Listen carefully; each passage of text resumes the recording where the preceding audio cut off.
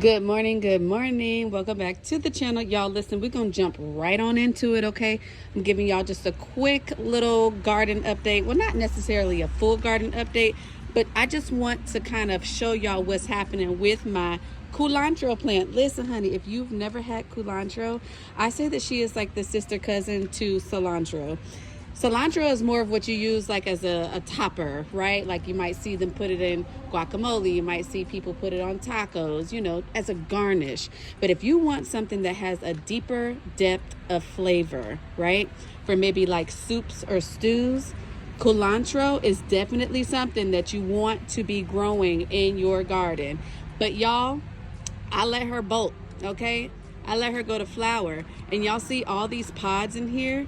These are all housing seeds that I can use to repurpose in this same pot if I want to, or in multiple pots. Like I could literally just get a big old barrel or a big old container, drill some holes in the bottom, and just have one big abundant pot barrel container of culantro, if that is so what my heart desires.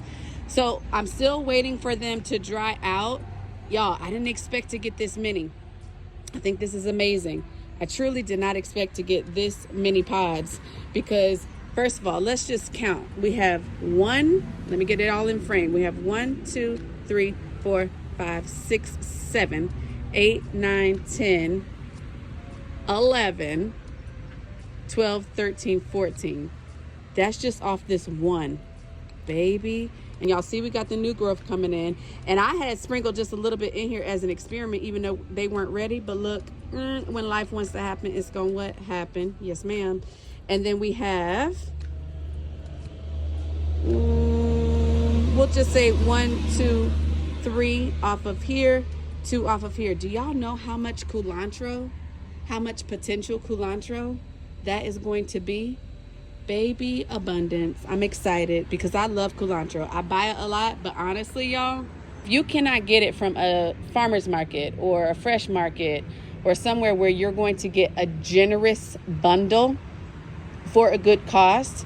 Buying it in like your local grocery stores is not what's up, because you're only going to get like a few leaves per packaging, and the price is it's not even the fact that what times we're in, like financially as a country. It's always been that way. So if you want something to grow, relatively easy to grow, where you can get a good harvest from it, baby, grow some culantro. I'm telling you, be the best thing that ever happened to your soups and your stews, okay? So I just want to come on here and give you guys some inspo and some motivation that growing things do not have to be difficult. And I will also tell you, you can find culantro starter plants at your local nurseries. You can find them at Home Depot. You can find them at Lowe's. It's a matter of them being in stock and not, right? But I was at Lowe's, what was it, last weekend or weekend prior? I don't remember. The days kind of fused together. But I was at Lowe's in the last 2 weekends, and I had seen they had a bunch of culantro plants that all had started to bolt, which honestly is not a bad thing. I know most people be like, oh, I don't want that. But honey, the amount of seeds that you're going to get from that plant, abundance. Yes, yes, yes, yes, yes, yes.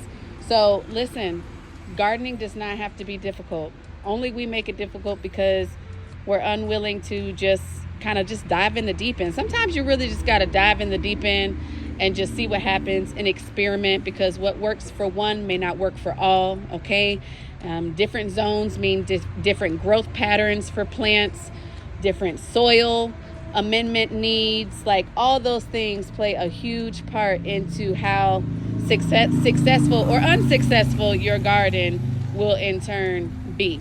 So I hope this inspires you guys to grow something, because Ange couldn't keep anything alive for more than 2 weeks at a time. And y'all see all this green? These down here, the oregano plant started from conception. But these are some plants that I did get from Lowe's, just because, you know, I didn't want to wait on certain other plants. But Y'all, look at my beefsteak tomato. Have you ever seen anything more healthy?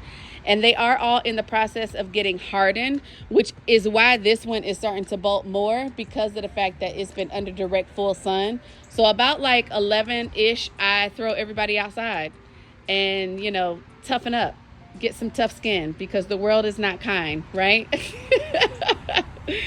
But you guys, look, if you need some other motivation, look at that bell pepper. It's gorgeous.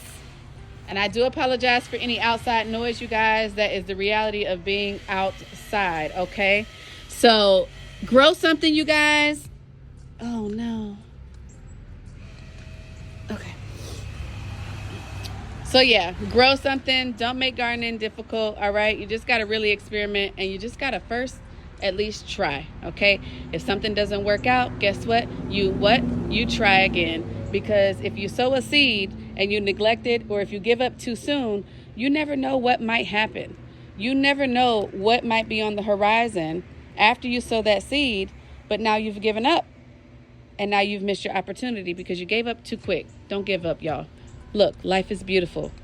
In the midst of the chaos, life can still be beautiful. This is beautiful. So yes, grow culantro, you guys. I have not been able to find any seed packets of culantro, but you can find nursery plants, okay, at your local nurseries, or like I said, Lowe's, Home Depot, you name it. And if you can find one that's already started to bolt, let it bolt so that you can harvest those seeds and repurpose them in your soil. All right, y'all, spread love is free. It costs nothing to tell somebody that you love them. I love you guys, and have a great week and happy gardening. Grow something.